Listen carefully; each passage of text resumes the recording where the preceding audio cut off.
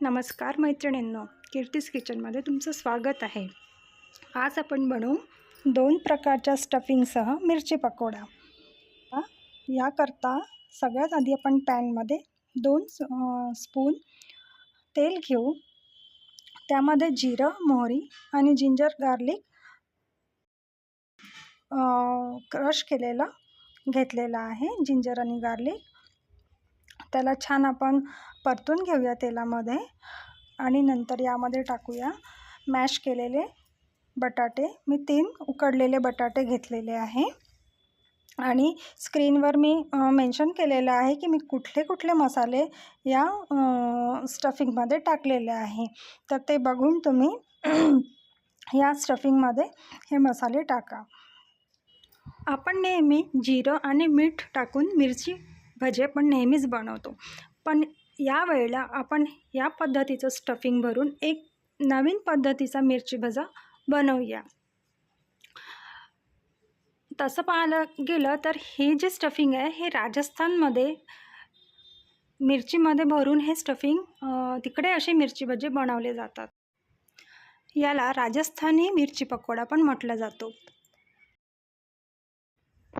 या स्टफिंगसह मी तुम्हाला आणखी एक स्टफिंग मिरचीमध्ये भरण्याकरता सांगणार आहे। या नवीन स्टफिंगचे भजे छोट्या मुलांना पण अतिशय आवडतील अशी ते स्टफिंग आहे। छोटेच का मोठे पण खातील। चला, ही आपली आता स्टफिंग बनवून रेडी आहे। आपण दुसरी स्टफिंग बनवायला घेऊया। याच्याकरता आपल्याला लागणार आहे, मी इथे 50 ग्रॅम पनीर किसून घेतलेला आहे। आता या पनीरमध्ये मिरची बारीक करून टाकायची, चिरलेली, आणि त्यामध्ये मी 2 क्यूब्स चीजचे घेतलेले आहे ते टाकायचे आणि यामध्ये ऑरेगोनो पावडर, काळी मिरी आणि जे इटालियन हर्ब्स असतात ते टाकायचे। रेड चिली पण टाकू शकता तुम्ही। आणि कॉर्नचे हे 2 चम्मच दाणे घेतलेले आहे मी, आणि जिरेपूड। कॉर्नचे जे दाणे आहेत ते आधी बॉईल करून घ्यायचे किंवा थोडे ठेचून पण घेतले तरी चालतील। आणि यामध्ये टाकायचं थोडं मीठ आणि हे सगळं जिन्नस मिळून एकत्र करायचं। आणि ह्या ज्या मिरच्या आहे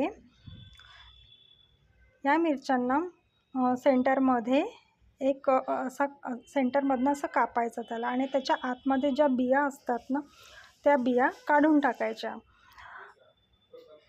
या ज्या बिया आहे ना या मिरचीच्या ना देठाच्या साईडला असतात, ते खाताना ना मग नंतर चांगलं वाटत नाही, म्हणून त्या आधीच काढून घ्यायच्या।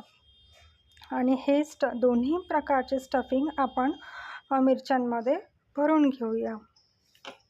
आणि हे जे आपण स्टफिंग बनवलेलं आहे हे थोडं ना तिखट आणि थोडंसं असं आंबट, म्हणजे असं चटपटीत करायचं, कारण हे जे मिरची आहे यामध्ये बिलकुलच तिखट नसते। आणि हे जे आपण व्हाईट कलरचं जे बनवलेलं आहे पनीर आणि याचं, हे पण थोडं चटपटीतच करायचं, नाहीतर ते मिरची भजी खाण्यामध्ये ना काही मजा येणार नाही, कारण ह्या मिरच्यांना काही अशी विशेष चव नसते। आता आपण हे मिरची भजी तळण्याकरता बेसनचं बॅटर तयार करून घेऊया। मी इथे 3 कपच्या जवळपास बेसन घेतलेलं आहे, त्यामध्ये थोडीशी हळद, तिखट मिक्स करून घेऊया आणि मीठ पण टाकायचं आहे। याच्यामध्ये चवीनुसार मीठ टाकायचं आणि पाणी टाकून याला आपण एक घट्ट बॅटर बनवून घेऊया। मिक्स केल्यानंतर यामध्ये तांदळाचं पीठ किंवा कॉर्नस्टार्च असे 2-2 चम्मच टाकू शकता। आणि मी इथे 1/4 चम्मच बेकिंग सोडा घेतलेला आहे आणि त्यावर गरम तेल त्यावर टाकलेलं आहे। मी कढई आधीच गरम करायला ठेवून दिली होती तेलाची। आणि आता हे छान मिक्स करून घ्यायचं। आणि आता या बॅटरमध्ये आपण मिरच्या तळायला घेऊया। मिरची टाकल्यावर बॅटर असं छान व्यवस्थित त्याला कोट झालं पाहिजे आणि मग तळायची, कारण जर बेसन पातळ झालं तर ते मिरची सुटून असं पसरलं जातं, त्यामुळे इतकं घट्ट ठेवायचं की छान असं मिरची कोट झालेलं पाहिजे. आणि आलटून पालटून करून मिरची तळायची. अशा पद्धतीने सगळे मिरची भजे मी बनवून रेडी केलेले आहे. बघा, अतिशय सुंदर पटीत आणि एक नवीन स्टफिंगचे आपण मिरची भजे रेडी केलेले आहे. माझी रेसिपी जर तुम्हाला आवडली असेल तर प्लीज लाईक करा, शेअर करा, सबस्क्राईब करा. पुन्हा भेटू नवीन रेसिपीसह. आनंदी